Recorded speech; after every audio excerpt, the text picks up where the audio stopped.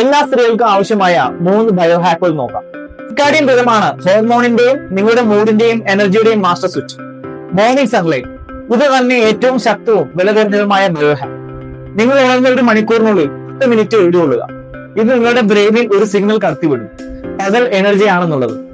ഇതേ സിഗ്നലാണ് 14 മണിക്കൂറിന് ശേഷം നിങ്ങൾക്ക് ഡീപ് സ്ലീപ്പ് നൽകുന്നത്.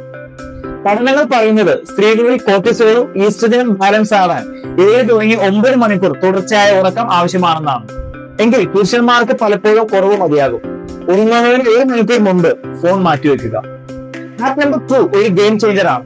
എല്ലാ ദിവസവും ഒരേ രീതിയിൽ ഭക്ഷണം കഴിക്കുന്നതും എക്സസൈസ് ചെയ്യുന്നതും നിർത്തുക. പകരം നിങ്ങളുടെ 4 ഹോർമോൺ വീക്കായി പിടിക്കുക.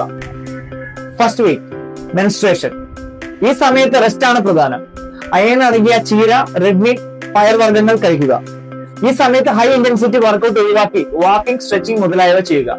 സെക്കൻഡ് വീക്ക് ഫോളിക്കുലർ അഥവാ ആർത്തവം കഴിഞ്ഞുള്ള ആഴ്ച. ഈ സമയം നിങ്ങൾ എനർജി കൂടും. ഈ സമയത്ത് ഹെവി ലിഫ്റ്റ് ചെയ്യുക, സ്പ്രിന്റ് ചെയ്യുക, ഹൈ ഇന്റൻസിറ്റി വർക്കൗട്ട് ചെയ്യുക. ഈ സമയം സാലഡ്സും സ്മൂത്തീസും ലീൻ പ്രോട്ടീനും കഴിക്കുക. ഇനി തേർഡ് ആൻഡ് ഫോർത്ത് വീക്ക് ലുറ്റീൽ അഥവാ ആർത്തവത്തിന് മുൻപുള്ള സമയം. ഈ സമയത്ത് പൊതുവെ ക്രാവിങ്സ് കൂടുതലായിരിക്കും. അതുകൊണ്ട് സാലഡ്സിന് പകരം കാർബ്സ് കൂടുതലായ ഭക്ഷണം കഴിക്കുക. അതുപോലെ ഇന്റൻസിറ്റി കൂടിയ വർക്കൗട്ട് ഒഴിവാക്കി വാക്കിംഗ്, പിലാറ്റസ് അല്ലെങ്കിൽ യോഗ എന്നിവ ചെയ്യുക. ഇത് നിങ്ങളുടെ കോർട്ടിസോൾ കുറയ്ക്കും. അതുപോലെ തന്നെ പീരിയഡ്സ് സ്റ്റാർട്ട് ചെയ്തതിന് അടുത്ത ദിവസം രാവിലെ 30 ഗ്രാം പ്രോട്ടീൻ എങ്കിലും കഴിക്കുക. ഉദാഹരണത്തിന് 4 മുട്ട, ഗ്രീക്ക് യോഗർട്ട് മുതലായവ.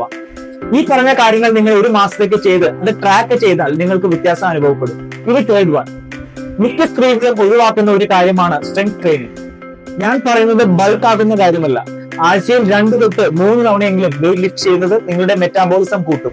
ഇത് ബെല്ലി ഫാറ്റ് കുറയ്ക്കും. അതുപോലെ തന്നെ സ്റ്റേബിൾ ആയിട്ടുള്ള എനർജിയും ഉണ്ടാകും. ഇവിടെ പ്രധാനമായി ശ്രദ്ധിക്കേണ്ട കാര്യം, ധാരാളം സ്ത്രീകൾ നന്നായി സ്ട്രെങ്ത് ട്രെയിനിങ് ചെയ്യുന്നുണ്ടെങ്കിലും പലപ്പോഴും തളർന്നിരിക്കുന്നത് കാണാം.